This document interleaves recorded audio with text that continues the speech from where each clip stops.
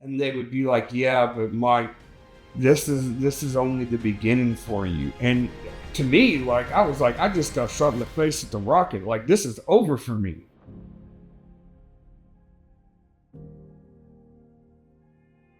Michael Harriman. I was in the Army and I was a sergeant. I served at Fort Riley, Kansas. It's nicknamed the armpit of the Army, and it really is. But the day I enlisted, I just wanted to go into the military at that point. Like, just what I always wanted to do, what I always wanted to be. It's a family tradition going back to 7 Harrimans that died in Tripoli. It's just a tradition that our family. They told me I wasn't going to make it. They told me I had too big of a mouth, I getting too much trouble, all that.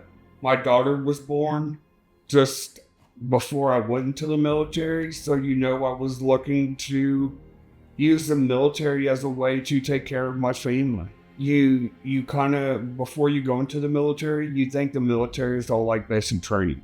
You know what I mean? And it's not. I enlisted before September 11th. And the day I went to Met, September 11th took place. So I didn't know that there was a big old war and that it was going to be one of America's largest wars. My military experience was a lot different because a lot of people have a lot more training that they get to go do. And for me, I had 2 back-to-back deployments.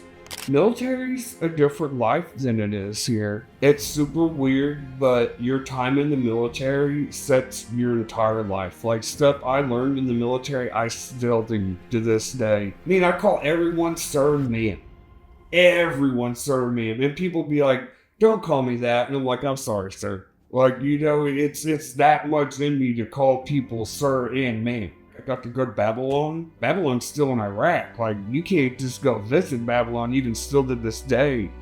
And whenever I got to go visit in Babylon, like, I got to stand in King Nebuchadnezzar's throne room up on his throne.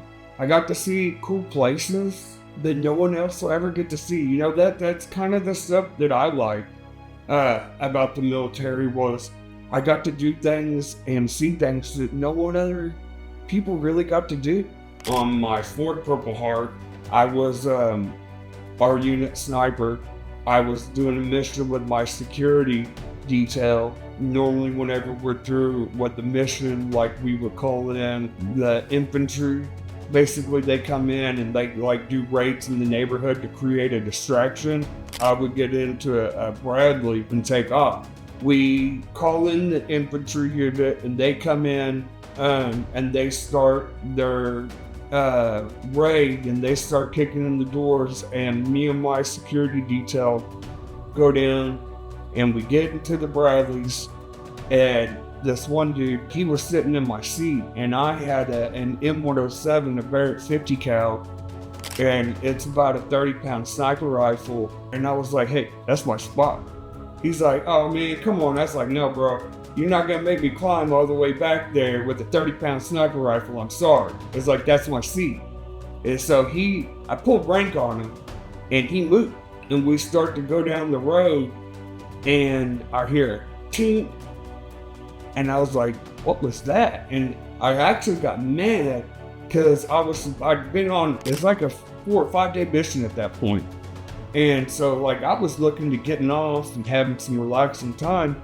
And whenever you get hit by one of them IEDs in the back of them Bradleys, like, you'll get headaches for a couple days and feel sick to your stomach. So I was like, man, I get a couple days off and I'm going to have headaches. And I was almost real mad about that. And I look over and my buddy's like right here and he's asking me if I was okay. And I look over at him and I want to say, I'm fine, man. Get the heck out of my face. Like, but whenever I tried to talk, I just made a gurgling sound. And I was like, what? And I went like this and I put my hands up to my mouth and I felt my tonsils hitting up against my hand. And as I went forward like this, my fingers came out my nose. And I was like, oh man, I'm hurt. And I looked over at the medic and he was frozen. Like he was frozen. And Donnie goes, hey man, aren't you gonna friggin' do something for him, man? He's dying. And that guy looked over at me and goes, "There ain't nothing I can do for us, Sergeant. He's dead." And I was like, "Man, you gotta ignore Mike. Like, you just gotta ignore this guy.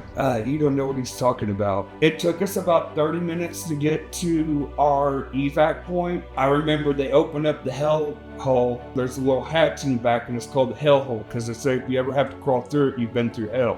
And so they tried to drag me through the hell hole, and I'm like, "No, man, I didn't know how far we'd been. Like, I thought we were still there."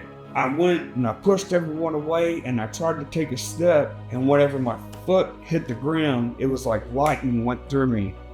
And from that moment, I watched everything else like someone was filming it from a movie.